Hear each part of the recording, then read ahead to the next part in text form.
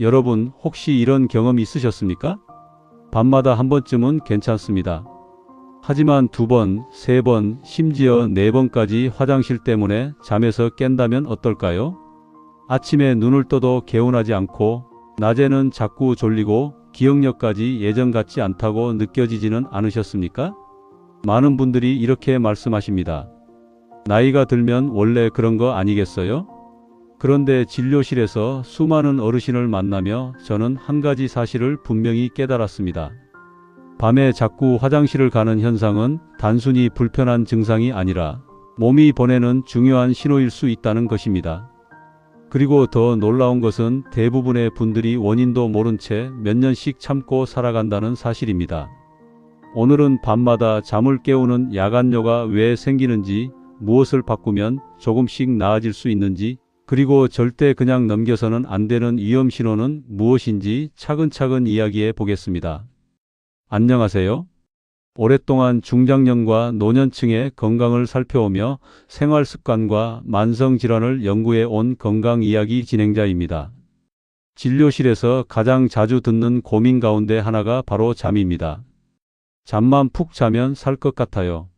많은 분들이 이렇게 말씀하십니다. 잠이 부족하면 피곤한 정도로 끝날 것이라고 생각하기 쉽습니다. 하지만 실제로는 몸 전체가 조금씩 무너지기 시작합니다. 집중력이 떨어지고 기분이 예민해지고 낮 동안 의욕도 줄어듭니다. 그러다 보니 운동도 하기 싫고 식사도 대충 해결하게 되며 결국 건강이 더 나빠지는 악순환으로 이어집니다.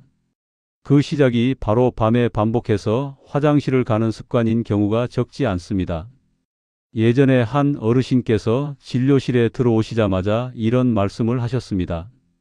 낮에는 괜찮은데 밤이 무섭습니다. 처음에는 무슨 큰 병이라도 있는 줄 알았습니다. 하지만 이야기를 들어보니 잠든 뒤 2시간도 지나지 않아 화장실에 가기 위해 일어나고 다시 겨우 잠들면 또 깨고 그렇게 새벽까지 3번에서 4번을 반복한다는 것이었습니다. 아침이면 몸이 천근만근이었고 식탁에 앉아도 멍한 시간이 길어졌습니다. 가족들과 대화하다가도 깜빡깜빡 잊는 일이 늘어나 걱정이 많으셨습니다. 더 큰 문제는 새벽이었습니다. 졸린 눈으로 화장실을 향하다가 문턱에 발이 걸려 넘어질 뻔한 적이 여러 번 있었다고 합니다. 다행히 큰 사고는 없었지만 한 번만 잘못 넘어져도 골절로 이어질 수 있는 나이였기에 결코 가볍게 넘길 일이 아니었습니다. 그래서 생활 습관을 하나씩 살펴보기 시작했습니다. 저녁 시간에 마시는 음료는 어떤지, 잠들기 직전까지 무엇을 하는지, 복용하는 약은 없는지, 다리가 붓는 증상은 없는지, 아주 작은 부분까지 함께 확인했습니다. 신기하게도 생활 습관을 조금씩 조정한 뒤부터 변화가 나타나기 시작했습니다. 밤에 깨는 횟수가 줄었고 다시 잠드는 시간도 빨라졌습니다. 무엇보다 가장 먼저 달라진 것은 얼굴 표정이었습니다. 이제는 아침이 두렵지 않습니다. 그 말씀을 들었을 때 저 역시 참 기뻤습니다. 물론 모든 사람이 같은 결과를 얻는 것은 아닙니다. 하지만 적어도 많은 분들이 생각하는 것처럼 야간뇨가 무조건 나이가 들어 생기는 운명은 아니라는 점만큼은 분명히 말씀드릴 수 있습니다. 우리 몸은 생각보다 정직합니다.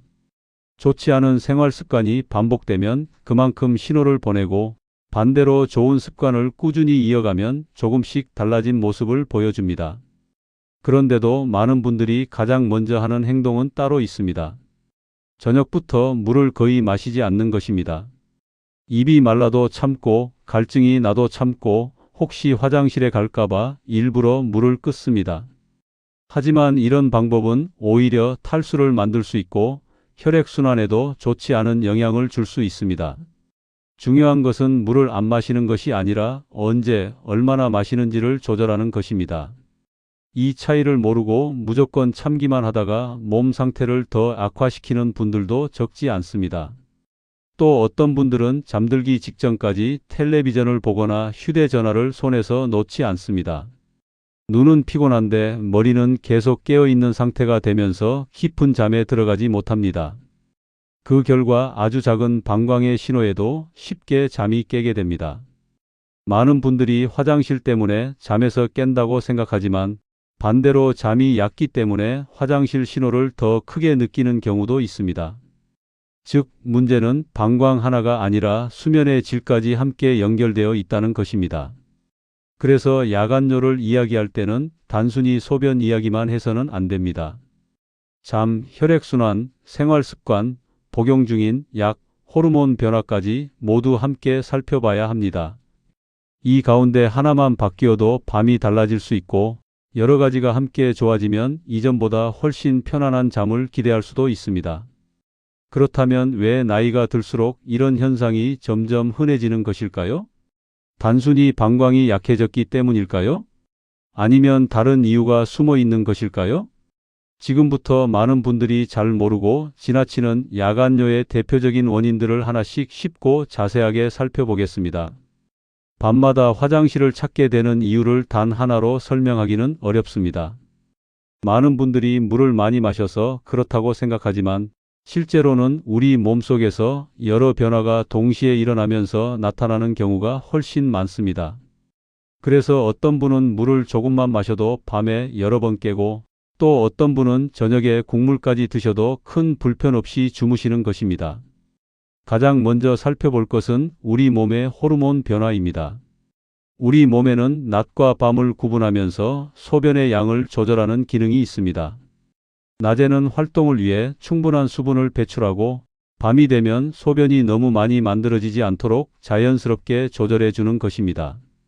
젊을 때는 이 기능이 매우 안정적으로 작동합니다. 그래서 잠을 자는 동안 방광이 쉽게 차지 않고 아침까지 푹 잘 수 있는 경우가 많습니다. 하지만 나이가 들면 이 조절 기능이 조금씩 약해질 수 있습니다. 밤에도 낮과 비슷한 양의 소변이 계속 만들어지면 방광은 예상보다 빨리 차게 되고 결국 잠을 자다가 화장실을 가기 위해 일어나게 됩니다. 특별한 병이 없어도 이런 변화만으로 야간뇨가 생기는 경우는 생각보다 흔합니다. 그래서 무조건 병이 있다고 걱정하기보다는 몸이 예전과는 다른 방식으로 변하고 있다는 점을 이해하는 것이 먼저입니다. 다음으로 살펴봐야 할 것은 잠의 깊이입니다. 사람들은 보통 화장실이 마려워서 잠에서 깬다고 생각합니다. 하지만 반대로 잠이 얕기 때문에 아주 작은 방광의 신호에도 눈이 떠지는 경우도 많습니다. 나이가 들수록 깊은 잠을 자는 시간이 줄어드는 경향이 있습니다. 예전에는 천둥이 쳐도 모르고 잘 만큼 깊게 잠들었다면 이제는 작은 소리에도 쉽게 깨고 방문이 열리는 소리에도 잠이 달아나기도 합니다. 이처럼 수면이 얕아진 상태에서는 방광이 아주 조금만 차도 뇌가 민감하게 반응합니다. 실제로는 아직 참을 수 있는 정도인데도 화장실에 가야 한다는 느낌이 강하게 드는 것입니다. 특히 잠들기 직전까지 휴대전화나 텔레비전을 오래 보는 습관이 있다면 이런 현상은 더욱 심해질 수 있습니다. 강한 빛을 오래 바라보면 뇌는 아직도 낮이라고 인식합니다. 그러면 숙면을 돕는 호르몬의 분비가 늦어지고 깊은 잠에 들어가는 시간도 길어집니다. 결국 밤새 여러 번 뒤척이다가 작은 자극에도 잠에서 깨는 일이 반복될 수 있습니다. 세 번째 원인은 복용 중인 약입니다. 고혈압이나 심장질환, 다리 부종 때문에 이뇨제를 복용하는 분들이 적지 않습니다. 이 약은 몸속에 쌓인 불필요한 수분을 밖으로 내보내는 매우 중요한 역할을 합니다. 문제는 복용하는 시간이 늦어질 경우입니다. 오후 늦게나 저녁 무렵 복용하면 약효가 한창 나타나는 시간이 밤과 겹칠 수 있습니다. 그러면 당연히 소변량도 늘어나고 밤마다 화장실을 찾게 되는 것입니다. 여기서 반드시 기억해야 할 점이 있습니다. 이 약이 나쁜 약이라는 뜻은 절대 아닙니다.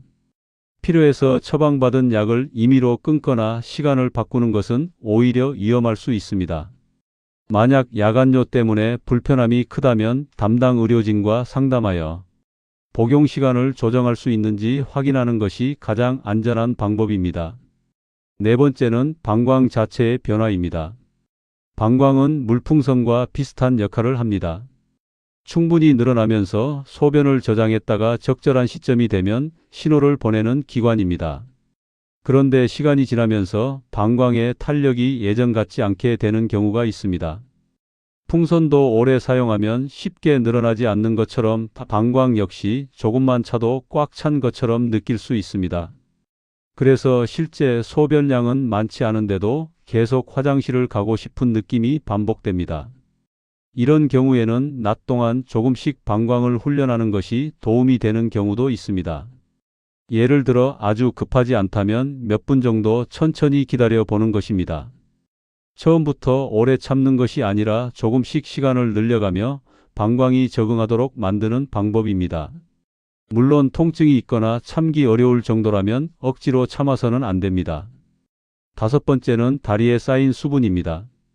이 부분은 의외로 모르시는 분들이 많습니다. 낮 동안 오래 서 있거나 의자에 앉아 있는 시간이 길면 중력 때문에 수분이 다리 쪽으로 내려가게 됩니다. 그래서 저녁이 되면 양말 자국이 깊게 남거나 발목이 붓는 분들이 있습니다. 그런데 밤에 누워 잠을 자면 상황이 달라집니다. 다리에 머물러 있던 수분이 다시 혈액 속으로 돌아오고 신장은 그 수분을 소변으로 만들어 밖으로 내보내기 시작합니다. 결국 밤이 되면서 갑자기 소변량이 늘어나는 것입니다. 특히 저녁이 되면 다리가 많이 붓는 분이라면 이 가능성을 한 번쯤 생각해 볼 필요가 있습니다. 그래서 잠들기 전에 다리를 심장보다 조금 높게 올리고 쉬거나 저녁 식사 후 가볍게 걷는 습관이 도움이 되는 경우도 적지 않습니다. 이처럼 야간뇨는 하나의 원인이 아니라 여러 가지 요인이 겹쳐 나타나는 경우가 대부분입니다. 그래서 물만 적게 마신다고 해결되지 않는 분도 있고 약만 먹는다고 금세 좋아지지 않는 경우도 있습니다. 하지만 거꾸로 생각해 보면 좋은 소식도 있습니다. 생활 습관을 하나씩 바로잡고 자신의 원인을 정확히 찾기만 해도 충분히 개선될 가능성이 있다는 뜻이기 때문입니다. 그렇다면 오늘 밤부터 바로 실천할 수 있는 방법에는 어떤 것들이 있을까요? 돈이 많이 드는 것도 아니고 어려운 운동도 아닙니다. 작은 습관 몇 가지만 바꿔도 밤의 질이 달라질 수 있습니다. 계속해서 가장 효과적으로 실천할 수 있는 생활 습관들을 하나씩 말씀드리겠습니다.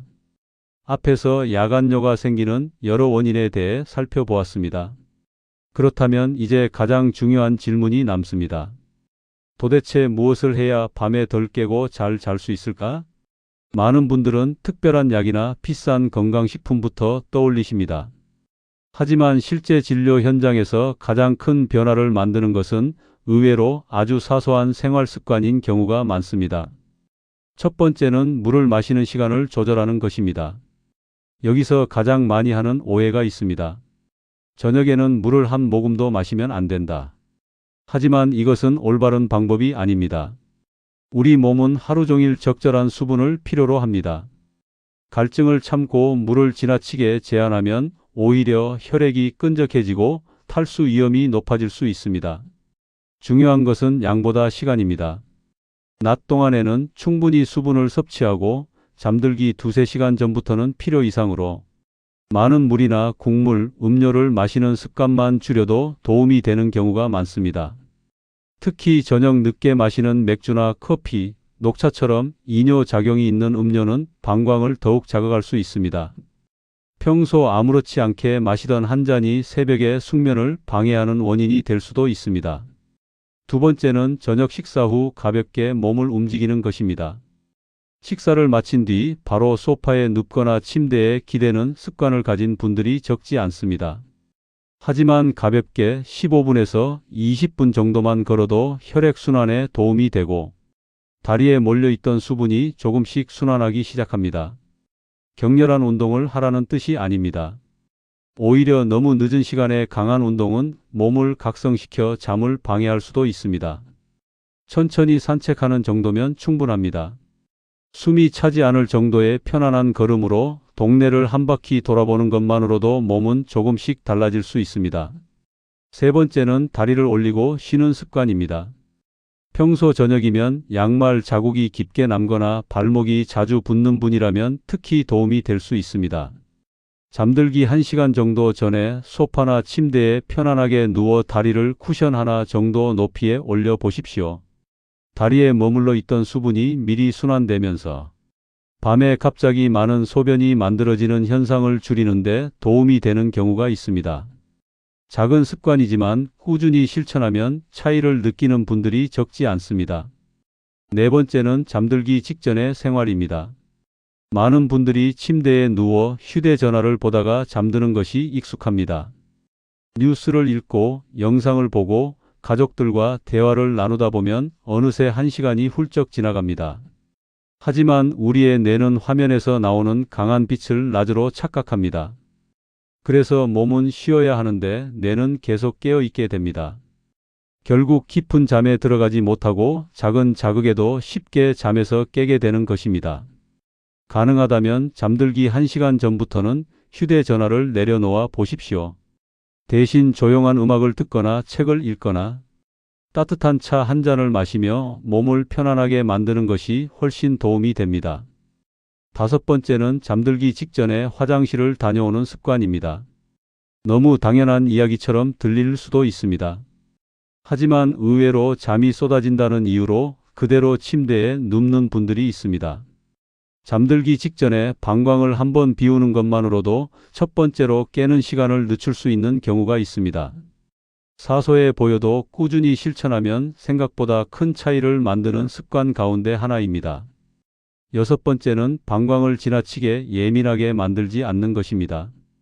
낮에도 조금만 소변이 마려우면 바로 화장실부터 찾는 분들이 있습니다. 이 습관이 반복되면 방광은 적은 양만 차도 신호를 보내는데 익숙해질 수 있습니다. 물론 무조건 참으라는 뜻은 아닙니다. 하지만 아주 급하지 않다면 몇 분 정도 여유를 두고 생활하는 것도 방광을 훈련하는 방법이 될 수 있습니다. 조금씩 적응해 나가면 이전보다 더 많은 양을 저장할 수 있게 되는 경우도 있습니다. 다만 통증이 있거나 참기 어려울 정도라면 절대 무리해서는 안 됩니다. 생활 습관을 바꾸면 언제부터 효과가 나타날까요? 이 질문도 자주 받습니다.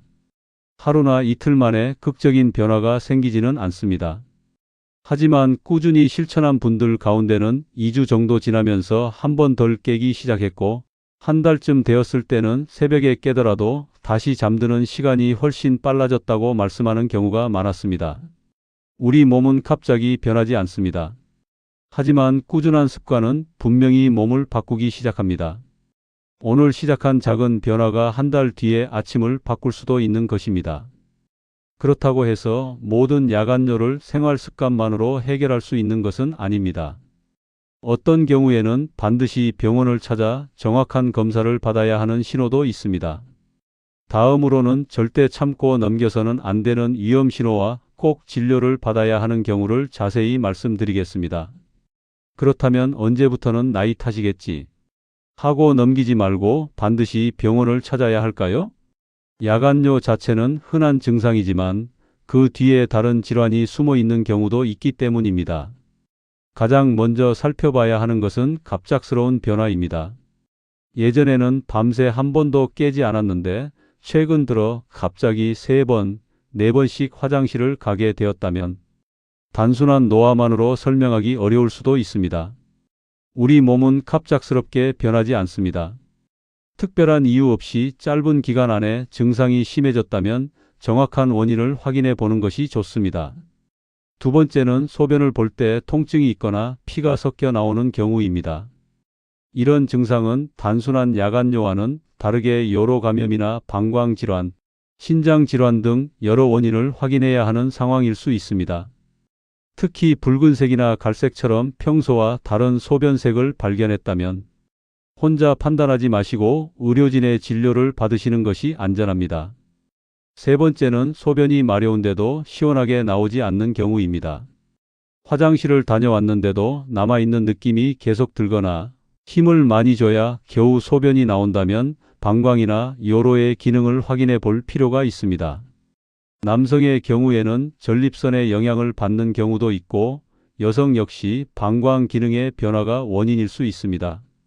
무조건 참거나 민간요법에 의존하기보다는 정확한 검사가 우선입니다. 네 번째는 몸이 함께 보내는 다른 신호들입니다. 평소보다 다리가 심하게 붓는다든지 숨이 차는 증상이 생긴다든지 심한 갈증과 함께 소변량이 크게 늘어나는 경우도 있습니다. 이런 변화는 단순한 수면 문제가 아니라 몸 전체의 상태와 연결되어 있을 가능성도 있기 때문에 더욱 주의가 필요합니다.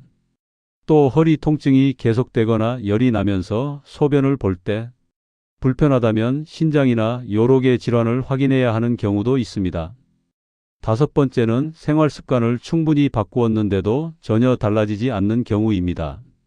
오늘 말씀드린 방법들을 몇 주 동안 꾸준히 실천했는데도 밤마다 여러 번 깨고 생활에 큰 불편이 계속된다면 전문적인 진료를 받아보시는 것이 좋습니다. 원인을 정확히 찾으면 생각보다 간단하게 해결되는 경우도 있기 때문입니다. 무엇보다 꼭 기억하셔야 할 것이 있습니다. 스스로 약을 끊거나 복용 시간을 마음대로 바꾸지 않는 것입니다. 특히 혈압약이나 심장약, 이뇨제처럼 꼭 필요한 약은 임의로 조절하면 더 큰 문제가 생길 수 있습니다. 불편함이 있다면 담당 의료진과 상담하여 자신에게 맞는 방법을 찾는 것이 가장 안전합니다. 오늘 말씀드린 내용을 모두 외우실 필요는 없습니다. 단 한 가지라도 기억하신다면 그것으로 충분합니다. 야간뇨는 참고 견뎌야 하는 노화의 상징이 아니라는 것입니다.